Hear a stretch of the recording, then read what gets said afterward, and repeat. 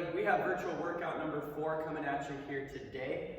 For our quality work, again, remember this is something that we want to spend a little bit of extra time on. We don't want to rush through it. We want quality here over anything else.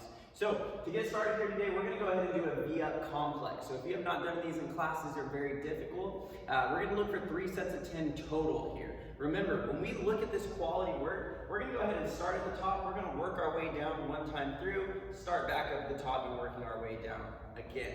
So V-up complex. We're going to go ahead and lay on the ground here. You're going to go ahead and extend those legs out in front of you, hands above you here.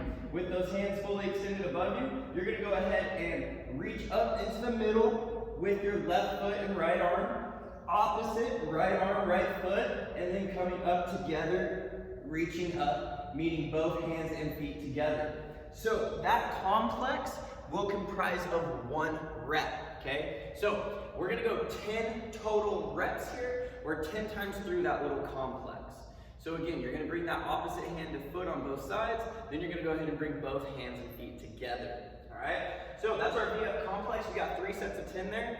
Then we have tempo pistol squats. We're going to look for 8 per side. We're going to do 4 total sets here. Now that pistol squat is a 1-legged squat. So if you can do that, remember with that pistol squat, you're going to go ahead and plant that leg on the ground. You can go ahead and grab your leg, grab your calf, grab your toe, and you want to get that hip crease below that knee before you drive back up. Now, if you do not have pistol squats, we have some options. We can take this opportunity to work on pistol squats.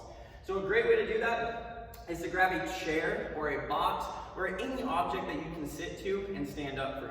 So what I want you to do, you're going to go ahead and come to that box, come to that chair. You're going to go ahead and put those hands out in front of you to help balance. You're going to go ahead and extend that leg out. You're going to drive that hip back. You should feel that pressure through that quad there, through that posterior chain, and then you're going to go ahead and drive up to the top here. Now, if you guys have some stuff that is of different heights, this is going to allow you to work on getting lower in that pistol. So that was fairly easy there because I wasn't that low. So what we can do here, obviously with our boxes, we can make it a little bit harder here by going a little bit lower. So again, start with a chair, maybe start with a higher chair, bring that chair down, and then work our way through that pistol. Now, if that's not working, your knees hurting or whatever the case may be, we can obviously go into some just good air squats. Again, feet shoulder width, toes pointed out slightly. You want to drop those hips back first, then drive those knees wide as you descend down into that air squat, squeezing those glutes as you come to the top. Remember, through all of these movements, we want to have that core nice and tight, nice and strong there, okay? So after we finish those tempo pistol squats, and remember with that tempo, we want to go ahead and descend down under control. You don't want to just drop to the bottom and then explode up. You want to go ahead, drop down nice and slow under control, and then come on up. Same thing goes if we're going to the box, all right?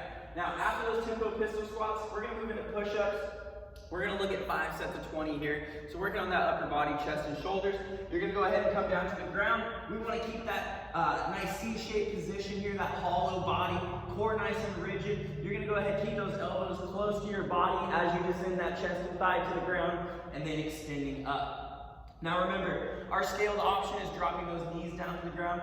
Same thing here, descending down, chest and thigh to the ground, and extending up. 20 of these is a decent amount of reps here. So if you need to go ahead and start on those toes and then drop down to your knees, that's an option as well. So again, we're going to go through that V-up complex, tempo pistols, push-ups, back up to the top. Remember, we have some extra tempo pistols and some extra push-ups to do where we have 4 and 5 sets respectively, okay? So that's our quality work here. Again, not trying to have that heart rate super high, not trying to have that intensity super high. We want to get that for quality work. Next up, we have our conditioning piece, all right? So this conditioning piece is going to end up being a tough one here. We have a 20-minute AMRAP. As many rounds or reps as possible in 20 minutes. We're going to go ahead and get started with a 200-meter run.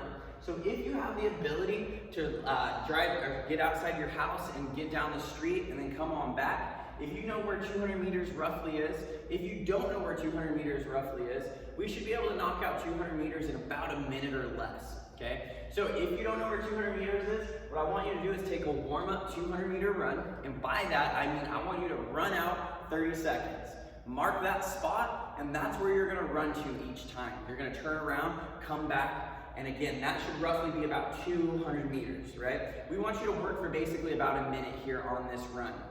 Now, that run's not a real long time, so you're gonna go ahead and have plenty of time to get through this multiple times, okay? And you should also have that minute to kind of recover so that when we get into our next bit of work here, that you should be ready to go, all right?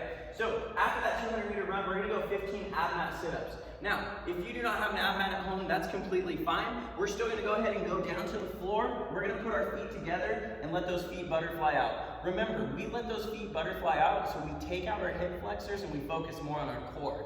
From here, you're gonna go ahead and lay back, touching that ground above you, touching those feet in front of you. We're gonna have 15 of those ab mat sit-ups. You can also, if that bothers you, for any reason, you can go into a more traditional crunch. Any one of those is gonna work, okay?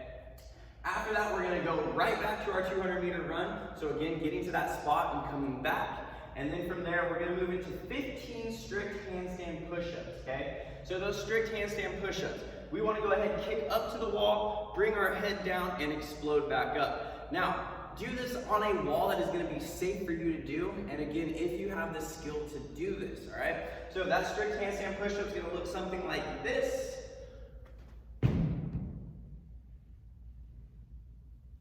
And again, you want to make sure you have a wall which is going to allow you to do this safely. We don't want you to have a TV next to you while you're doing it. We don't want you to have any pictures or anything like that. Now, if you don't have a wall that you feel comfortable kicking up to, we can go ahead and change this out for push-ups. We already did some push-ups in our first bit of quality work. So that chest and shoulders and arms are going to be a little bit fatigued here. Our other option is to do some pike push-ups, okay? So we'll go through those couple different options here. So that first one, we're gonna go into a traditional push-up like we've already talked about. So again, keeping that hollow body, keeping those elbows tucked into the side as you descend that chest and thigh down to the ground, keeping that core nice and rigid as you come up, right? Now, we can also move into a pike push-up here, trying to drive that butt up in the air, tucking that chin in as we descend down, touching our head to the ground and extending up. So those are gonna be our scaling options for that push-up. Now let's talk about the run here real quick. If you don't have the ability to run outside and jump back in, we wanna work for roughly 1 minute, okay? So a really good way we can do this in place, in the comfort of our house, would be to jump rope. If you have a jump rope, we can jump rope for 1 minute. And if you don't have a jump rope, we can do some jumping jacks. So again, touching those hands at the top, bringing them down to your side, you can go ahead and move back and forth with those jumping jacks for 1 minute each time through here. So let's do some quick math here real quick. If we're working for roughly a minute on those 200-meter runs, we got 2 minutes of work there. If we're looking at those ab mat sit-ups, 15 of them we should get through pretty quick. Let's say a minute, right? I expect that to be faster. 15 strict handstand push-ups or push-ups. Again, let's give you a minute. I expect that to be faster. We're anywhere from about 3 to 4 minutes a round. 20 minutes, we're gonna get through quite a bit of rounds here, okay? What I want you guys to do is look at that time when you finish that first round. Let's say you finish that first round in 3 minutes. That means we wanna finish that second round at the 6-minute mark, and then we wanna finish the third round at the 9-minute mark, so on and so forth. I want you guys to try to get into a very comfortable pace that you guys can maintain here. 20 minutes is a long enough duration that you're not going to sprint, so I don't want you to come out too hot and then fall off on that pacing. I want you to come out with a nice moderate pace that you're going to be able to maintain.